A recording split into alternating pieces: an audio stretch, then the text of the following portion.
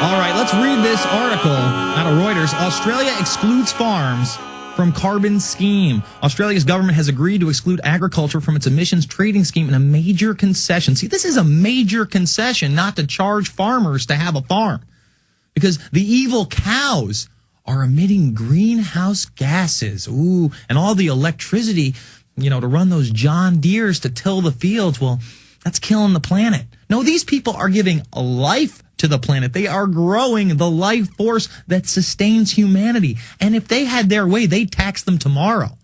But again, Australia's PM sees that we need to pass this. He's pro-world government, pro-New World Order, talked about the New World Order in 2007. It will be in my upcoming film, Invisible Empire. I promise you that.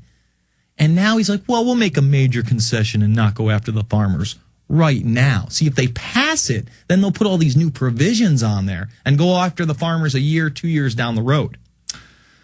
They made a major concession to the opposition to try to get carbon trading laws through Parliament, a minister said on Sunday. A vote is expected during the week of November 23rd, so this is coming right around the corner in only a little over a week. Climate change minister Penny Wong, because we need climate change ministers, and in this country, we've got climate change czars, because czars are great for some reason now in this country. They used to have a negative connotation, but now they've become part of the norm. We've got the opportunity to pass for the first time legislation that actually reduces Australia's contribution to climate change. That is why we will continue to move forward in these negotiations, because this is Australia's national interest. No, it's a global interest. It has nothing to do with Australia's national interest. Give me a break. We need to get this reform through. The government had planned to include agriculture for the scheme for 2015. Under the revision, agriculture will be excluded, but farmers will still be able to claim carbon credits. See, there's a little wordplay there. They're going to make it enticing for some of the bigger farms to join into this so they can grab them all and tax them.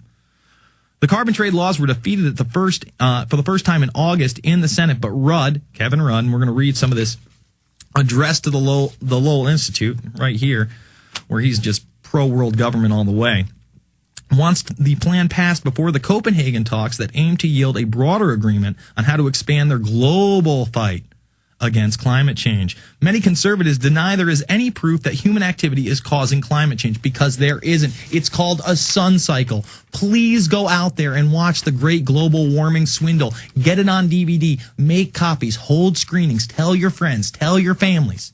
Beat down the doors of your neighbors and let them know that this global climate change treaty that is coming up in December is bad, bad, bad. It is more taxation, more control over your life, more regulations on what you and your children will be able to do in the future. Under the proposed scheme, trading at a fixed price of $10 a ton of carbon dioxide would start in July of 2011. See, they're putting a price on carbon dioxide right now as I speak. There is carbon dioxide spewing from my life force. Should I be taxed for that? Really? Should I be taxed for that? They don't take enough of my money from the income tax and the federal taxes. And when I go to the store to buy something, the sales tax. I pay taxes on everything. You own a home in this country. You've got to pay the land tax. But no, that's not enough. We want a tax for you to breathe. Rudd came to power in 2007 on a pledge to ratify the Kyoto Protocols on climate change and introduce a sweeping carbon trade system to help curb carbon emissions. And that is just what he's doing, folks. All right, let's take a few calls here. Let's go to Matt in Indiana. Matt, you're online. Yes, sir. Yes, Matt. Out there, and I'll let you comment on it, man. And I don't know if it's a view on like Che Guevara or the Latino Hispanic support, or I mean, KRS said he's behind Infowars and hip-hop's behind Infowars. What's up with Immortal Technique, and why can't we get them on? Two, on Google Earth, man, I tried looking at the pond on Bohemian Grove. I can't find it, or the owl. I believe it exists. Let me stop you on the Google Earthing, Sonoma, California. Man, those redwood trees are hundreds of feet tall. You're never going to see inside that encampment. I mean, when you drive around in Sonoma or Ukiah County, and I was just there about 5 or 6 months ago doing interviews with G. Edward Griffin and Rosalind Peterson, you can't see anything. So don't be shocked that you're not going to be able to find maybe Mandalay Bay on Google Earth. It's just too encompassed by large redwoods. As far as Immortal Technique, you know, there's a lot of his views that would be kind of pro-globalization. He speaks, you know, today I was listening to Immortal Technique. I was listening to The Third World on the way over here. I think it's a great album. I think he's a great activist. I've met him personally several times. Our people just haven't been able to get in touch with him and get a response to get him on the show. I would love to get him on the show. He obviously agrees with a lot of what InfoWars presents, but then has his own take on, I guess, the Latin influence. I don't know whether he thinks that we don't give people a fair shake, or possibly that, you know, we're racist because we don't want to combine with Mexico and Canada. I mean, if I were in Mexico, if I were a Mexican citizen, I would do the same thing. I would jump the borders and try to find work somewhere else. I don't fault them for that. But this goes into the globalist plan of merging Canada's government with the United States' government, with Mexico's government, under treaties, under a union, so they can erode our sovereignty and further consolidate power. And I'm not sure if he sees that big picture. Go ahead, Matt. One more thing. I've been listening for the show, for Mr. Jones' show, for a few years now, man, and one thing I've never heard him talk about, and I was wondering if you could maybe comment or if you had a perspective on it, and that was the Montana Freemen. And how what's the Montana Freeman?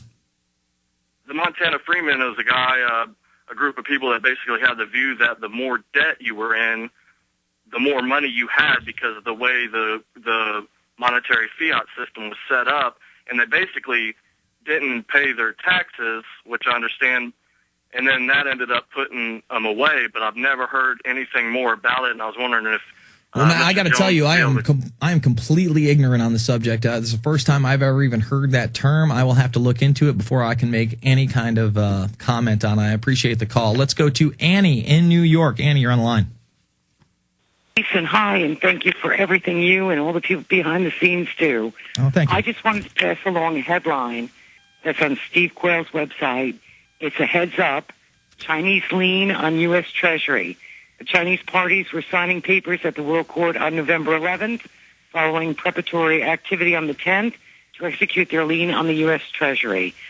So everything that you and Alex have been talking about seems to be coming to fruition, and maybe it's coincidence Obama's trips to Asia. Your comments? Well, I don't think it's coincidence at all, actually. In fact, right now, if you're watching on prisonplanet.tv, I have 5 articles, and we're going to go into depth what's going on in China. Now, the first article is out of Reuters. China rounds on U.S. rates as global economic risk.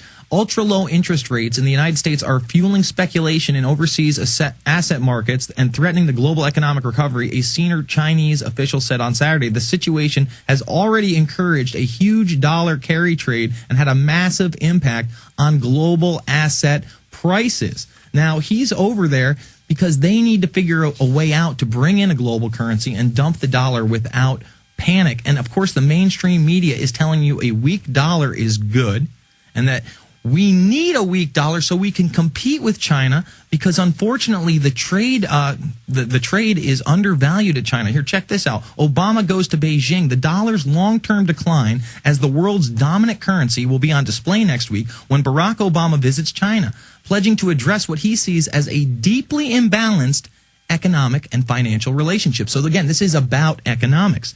Now, here's where the propaganda comes in. Investors can probably sleep easy about the nightmare scenario unfolding. And what would be the nightmare scenario? With a lot of what you just discussed, Annie. China deciding to suddenly float its yen currency, for example, or to sell its U.S. treasuries and buy up a bunch of euros and other coinage with its huge current account surplus. Now, they're saying such moves would be immense, sinking the already battered dollar, kicking U.S. borrowing costs skywards, and driving up currencies in regions struggling to get out of the recession. But they said, oh, don't worry, that's not going to happen.